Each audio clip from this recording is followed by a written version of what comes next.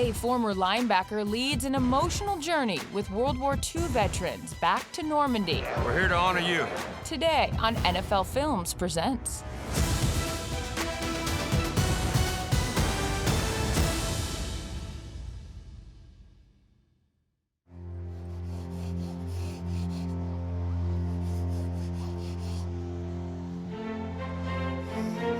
Nearly 1,000 athletes of the National Football League joined the ranks of 16 million Americans serving in armed forces during World War II.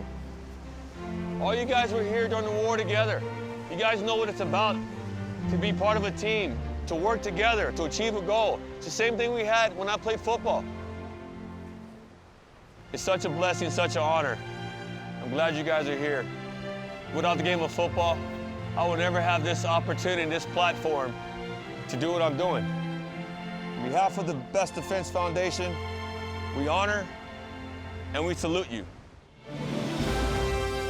Donnie Edwards recorded over 100 tackles in 11 of his 13 NFL seasons for the Chargers and Chiefs. The throw again is McNair looking for the first down. He throws the ball to Donnie Edwards. Edwards up the left sideline. 25-20. He has McNair to beat. He stays in bounds. Touchdown, Kansas City! I started playing the game of football, and all of a sudden I started to gain some confidence. And I got that from my grandfather, and I also got it from my coaches.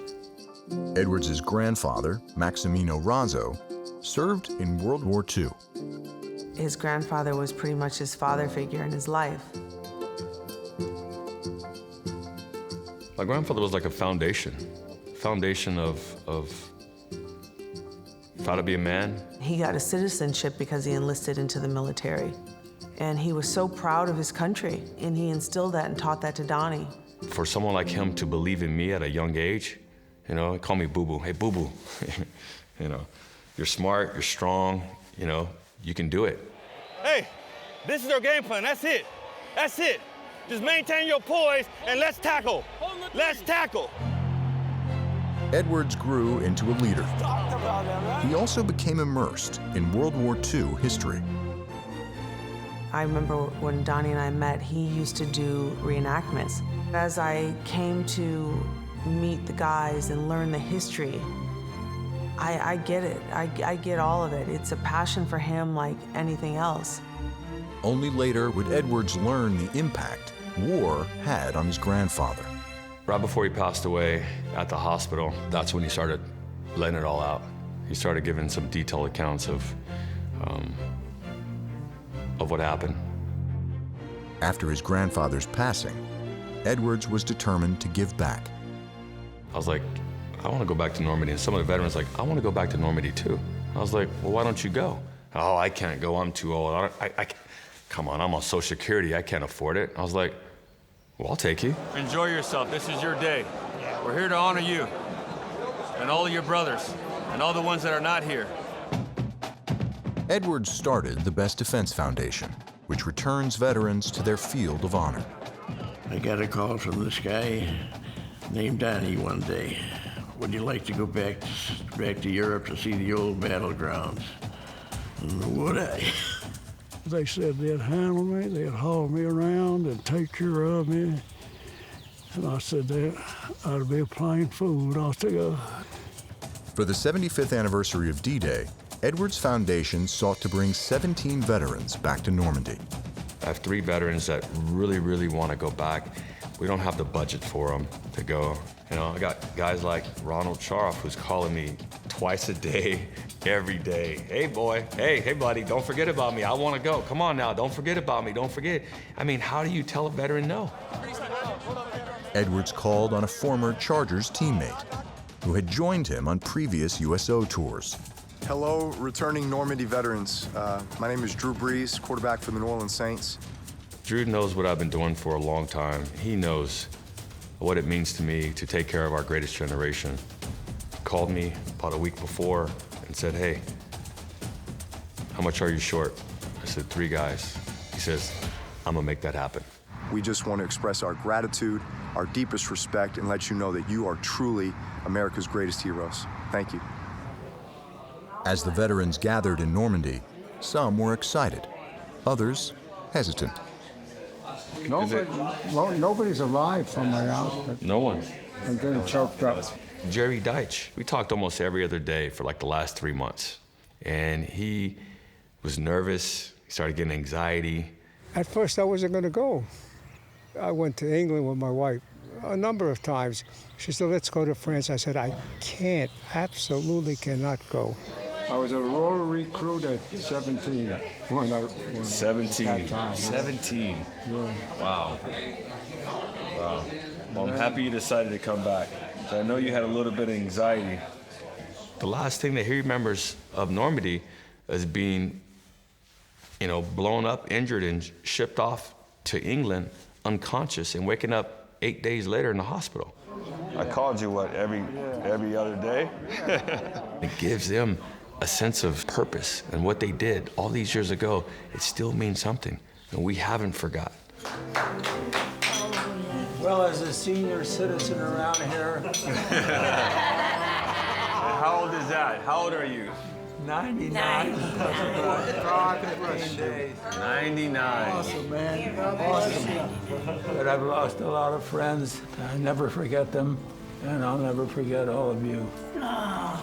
Good health. Cheers, Ed. I want to make sure the next generation knows about the deeds that all of you have done, not only for our country, but for the world.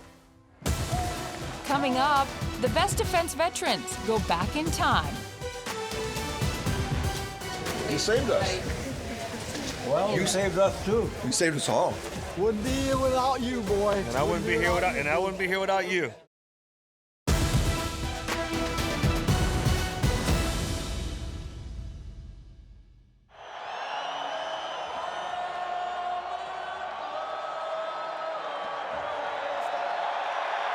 Patriotism and respect for the military are as much a part of Donnie Edwards as football was during his NFL career.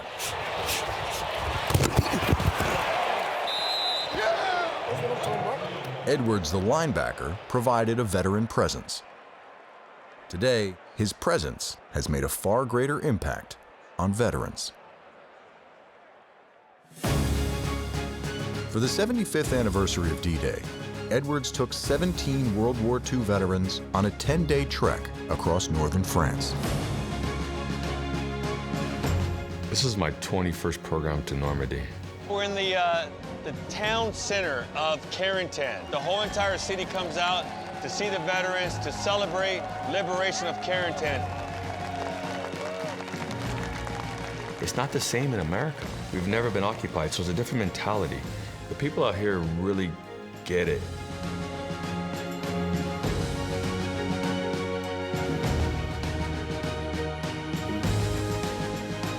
They know what it is when they see a World War II veteran. They see that hat. They know that they were liberated by these men. I think it was passed down by generation to generation, and they don't forget. It's important that the veterans can come and see this for themselves. The group was transported back in time.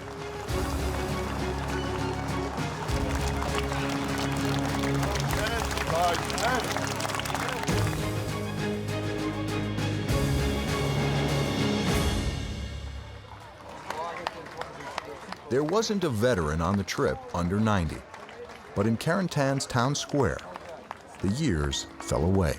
You like the big band? Yeah. All right, you like the big band? All right, come on, follow me.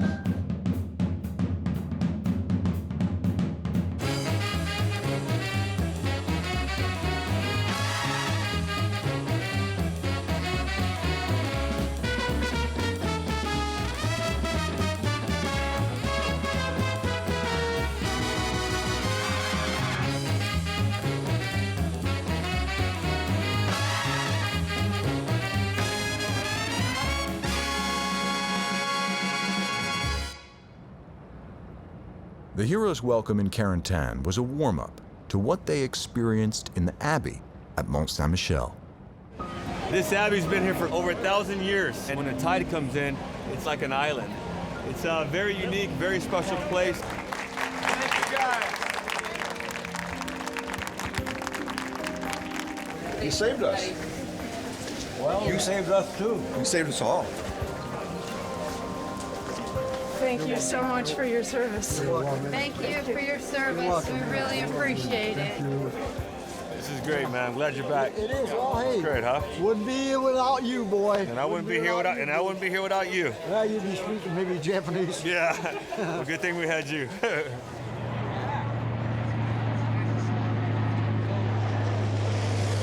We're here right now in Lafayette. We're in the drop zone with the 504th landed. We're here today to celebrate 75 years since its drop, and we got front row seats.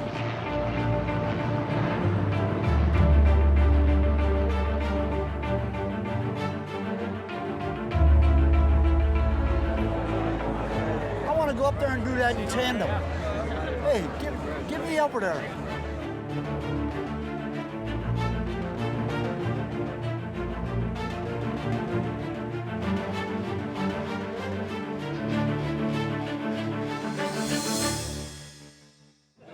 We were glad that we could jump today. A lot of jumps were canceled, so. Oh, that was a nice day to jump there. Those heavy.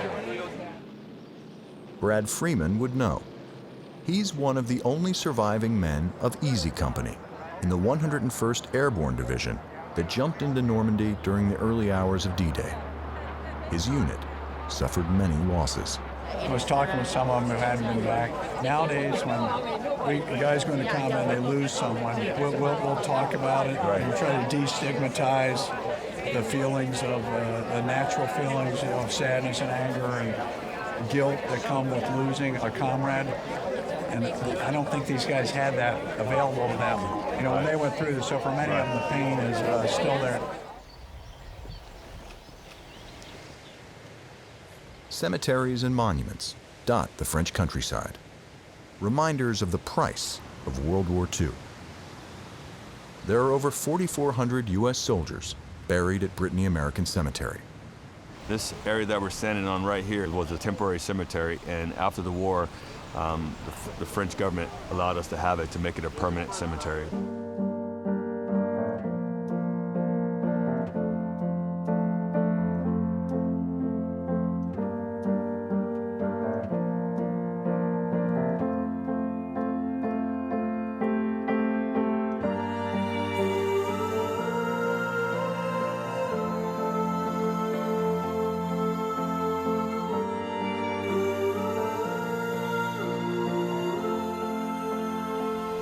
I got a friend buried right over here.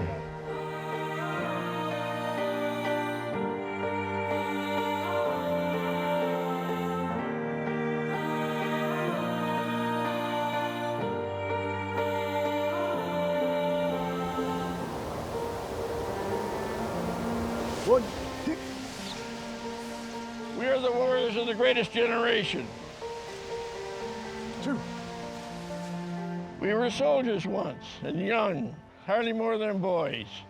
We come to remember and honor the 400,000 Americans who perished in World War II. Tears still well up my eyes. I remember all the friends that I left in the fields, the towns, and the cities of Europe. Why them and not me? Did someone else take the bullet intended for me?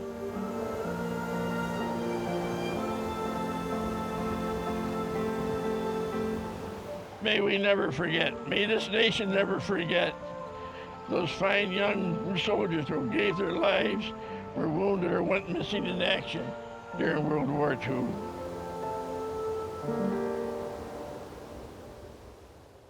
Up next. What do you think about all these people coming out here? It's amazing. High honors for the veterans with the Best Defense Foundation. The very greatest Americans who will ever live.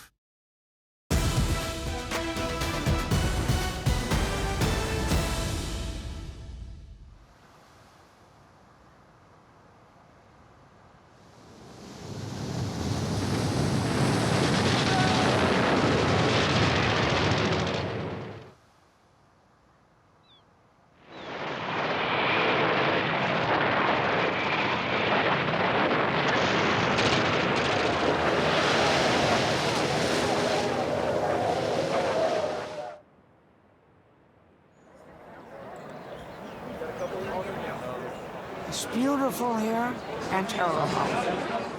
And when we look out at sea on Omaha Beach, we can just picture the horrendous things that were happening on D-Day.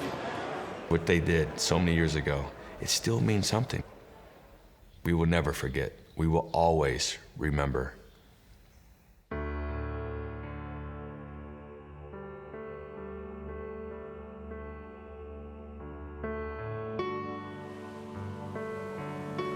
Was you focus primarily on Utah? No, you know, we send the same amount of people, 50 into Utah and 50 into Omaha. Okay. But in Omaha, they hit the cliffs. Germans were on top of the cliffs and throwing everything down on them. They couldn't get up there. Right. We went to Utah Beach and I recognized everything. And I said, after 2.5 days, this is right where I got hurt. Right here, I said, and it seemed like it was yesterday. The 3 hours that I spent there, it was well worth it. It wasn't sad. I'm glad I did. Seemed like I was just coming in on this end up here.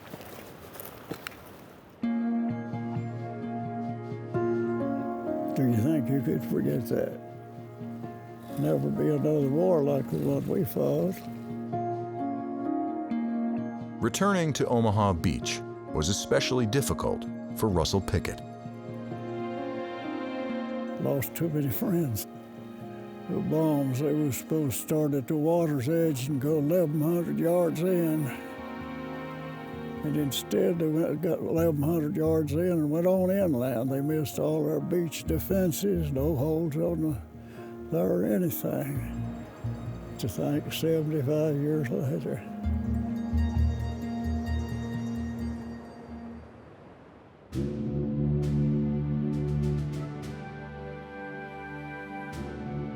Despite the passage of time, the service and sacrifice of Russell Pickett and the other World War II veterans will always be remembered.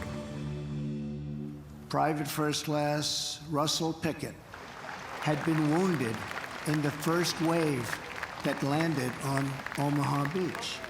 6 days after D-Day, he rejoined his company. Before long, a grenade left Private Pickett gravely wounded. Again, he chose to return. He was then wounded a third time and laid unconscious for 12 days. Russell Pickett is the last known survivor of the legendary Company A. And today, he has returned once more to these shores to be with his comrades. Veterans of the Second World War, you are the pride of our nation, and we thank you from the bottom of our hearts.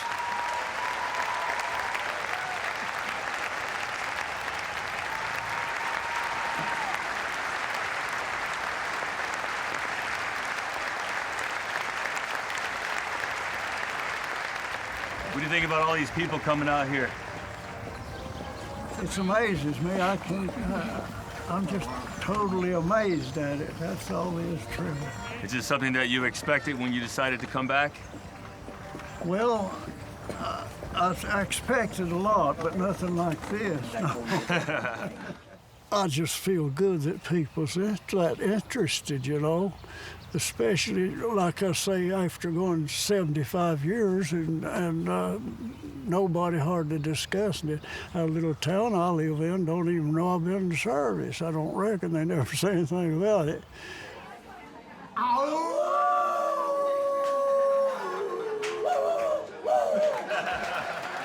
We had our welcome dinner when we first started 10 days ago, and now 10 days later, we're gonna be doing our farewell dinner. So we're gonna talk about the experience and what they just went through and what it meant to them.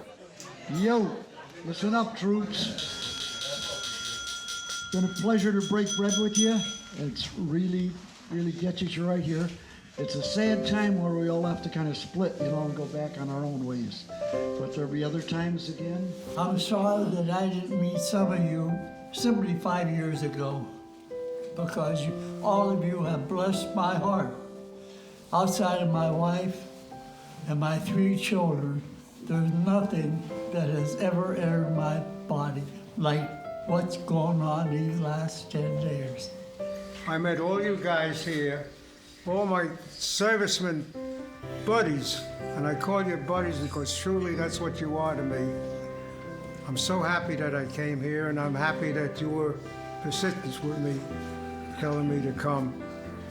Donnie, I can't thank you enough for being so persistent with me. You know, it's the least that we can do. You know, our motto for the Best Defense Foundation is taking care of the ones who took care of us.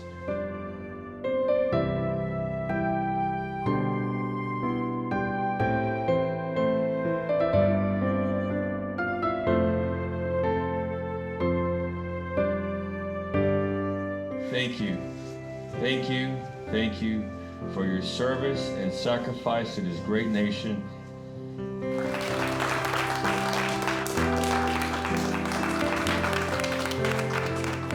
Straight years I put a football helmet on, and I was around guys, my team.